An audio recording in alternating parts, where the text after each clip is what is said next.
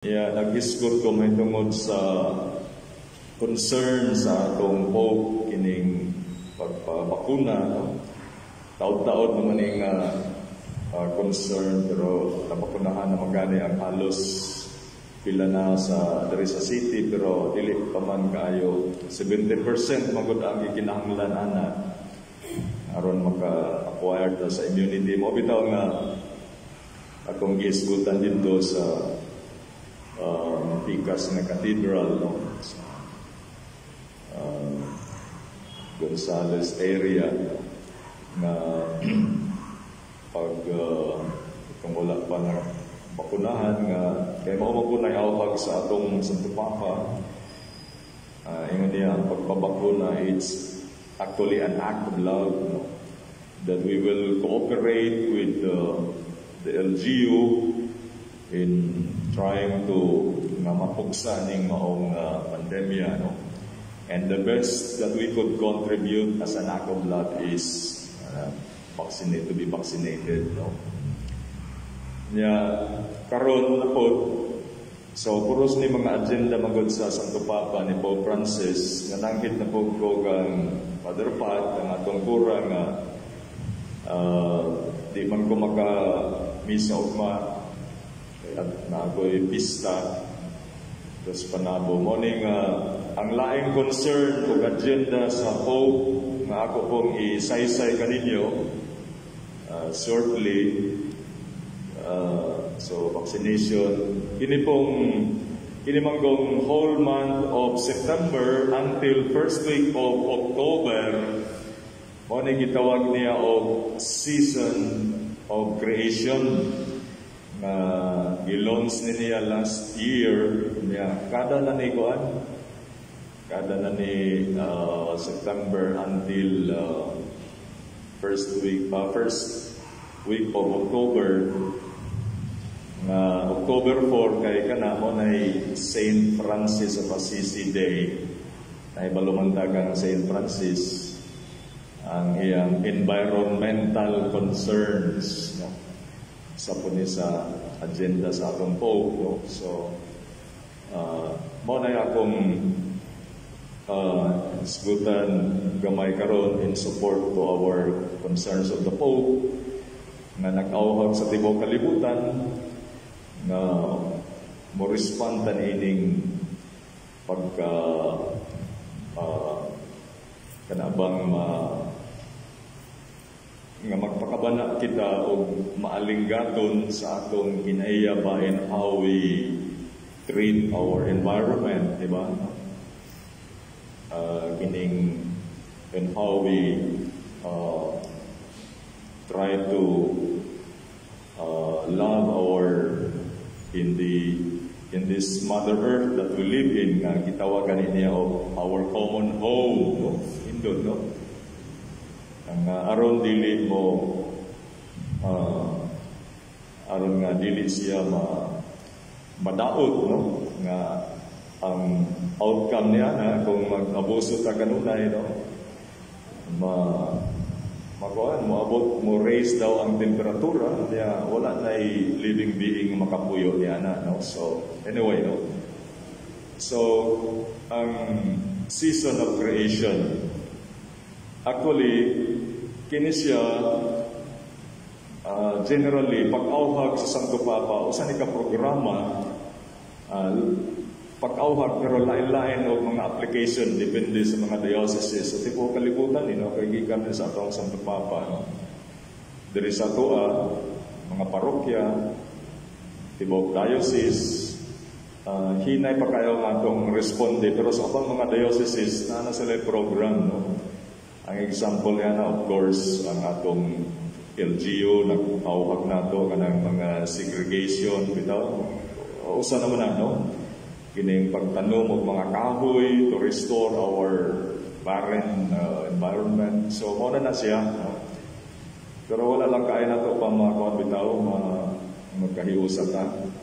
In a way, tuguti lang kung ako na lang basahon ning murag thought ba, no? Ay tungod ni aning environmental concern, season of creation, no? Ang nagpaluyong hinungdan ni aning usa ka bulan nga program sa ako nang ikaingon ang atong implementation ni ani luwag pa kaayo niya lain-lain sa mga parokya. Mao gyud ang pagpabalik o pag-usab sa atong attitude sa mga tao, no? Sa atong mga parishioners, lianing sa pagkawalay, pagpakabana nato sa atong kinaiyahan, no? Sa atong nature nga gipuy-an, no? Ang ngaunta sumala ni Pope Francis kay ang iya ba yung usa sa idol niya gani si Saint Francis of Assisi, no? Nga mo responde ta sa pagpahiuli sa balansi, no? Nga pagpanglantaw sa kinaiyahan, relationship between, di ba, sa tao ngadto sa Dios o sa tao ngadto sa isig katao. Diyan napay usa nga atong extend ang atong relationship sa nature, no? Kaya moingon mo lang ta, love God with all your heart, with all your soul, love your neighbor as thyself. But moingon si Pope Francis, ingon si love also your environment because that is our common home, no? Dili nato obosuhan, no? Actually, ang atong mga kaobispohan diri sa Pilipinas, because I was talking of the whole world's concern, nanatay daghan kaayo ng mga gihimo sa atong mga obispo 20 years ago, no? Gani, of course, ang kinakarumpak ko, di ba, na ay libro ang Pope, kanang gitawag ko Laudato Si. Actually, kana, pagtagig na sa akong giingon a while ago, no? Ang mga concerns ni Pope Francis, nga iyag yung i-invite ang mga katauhan, mga political leaders, mahitungod ni aning maong concern, no? Laudato Si ang title, no? Nagpahimangno ang Santo Papa sa nga nagkahinay-hinay na og kaguba, no? Ang atong kapaligiran, no? Busa manggani ang siya mismo si Pope Francis naghangyo sa tibuok kalibutan nga maghimo og mga lakang, no? In whatever way we can aron nga ma-restore kini, no? Kay it seems that left and right ang atong pagkawalay care, no? Niani, no? So mobalik ko diri sa Pilipinas kung nahinomdom mo, no? Niadtong 1988 pagani ni, no? Na ay itituluhan nga pastoral letter, no? What is happening to our beautiful land, no?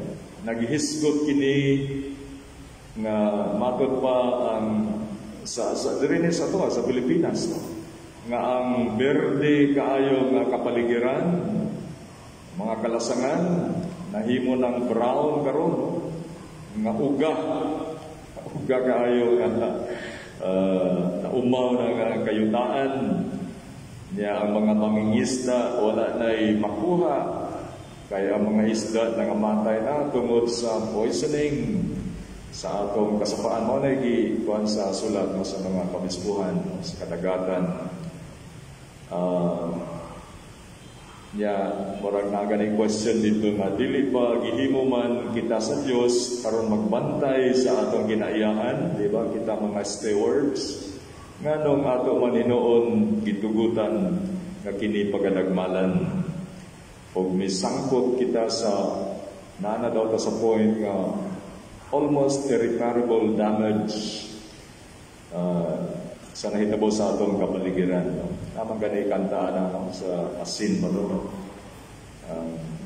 Meron pa bang something like that, no? Ang dagat, no? Ang atong mga kabataan, no? There is ato sa De Oro Norte denudation of forest, no? Kining mining, irresponsible mining. So mauna ang bisan sa ubang mga dioceses, no? Kanunay critically ipahinumdum, no? Sa atong mga katawhan, no? Na punta kinayhinay na diya, no? So, doon na naidaghan kayong mga kalihukan, no? Aron sa tuma ni ani, no? Sa protektar sa atong environment. Pero ang usa sa kaya sa mga question, na-sustain ba kini, no? Nya karon kay atubang lang ko ninyo, dili lang na sulod simbahan, may siguro ako pong ibalik ba paglabay, no? Kay mayingon tag-sustain, usahay man gud makalimutan ba, no? Di ba? Nga mapadayunon ba tani ani, no? Kung sa may imong mahimo, sa ako nang gikaingon, ang kanang atong the way we, di ba, clean our environment, bisan diya sa atong mga balay, the way we segregate our waste, no? Kana mga butang o mga lakang naman na pwede natong mahimo. Daghan pa kayo. I know that we are already doing that, but I am just here to remind us now with this little contribution. But as a matter of fact, as I have said, our Pope Francis has reminded us of that in the global direction, no? Side, no? The love of environment, no? As he was saying, no? Nindot kayo ng atong Pope kay concern pa kayo siya niyaning mga issues sa maniani karon, no? So, si Pope Francis nagpadayon sa moni kining malagi ito akong giingon ganina kining season of creation nga programa niya ning September until first week of October. Actually, that is a very concrete program by our Pope aron nga masulod diha kining mga dili lang awareness level apan nga unta maabot sa stage of responding already, no? And as I have said, we are in different levels. So si Pope Francis nagpadayon sa usbaw sa awareness level sa atong mga katawhan o as I have said, nagproklama siya sa tibuok bulan sa September. As I have said, mo culminate ni sa St. Francis Day. Kay si St. Francis, kung nahinumduman nato, siya tong santong lover of nature, no? O ito itong naisining Sister Sun, Sister Moon, Brother Sun, no? Sister Moon, no?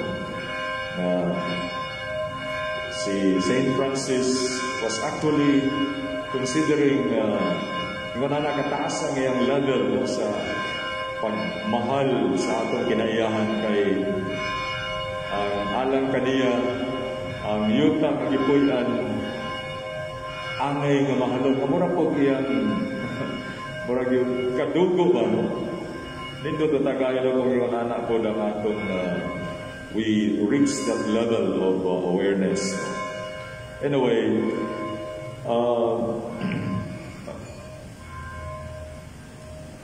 we are, as I have said, atong gospel karon, no?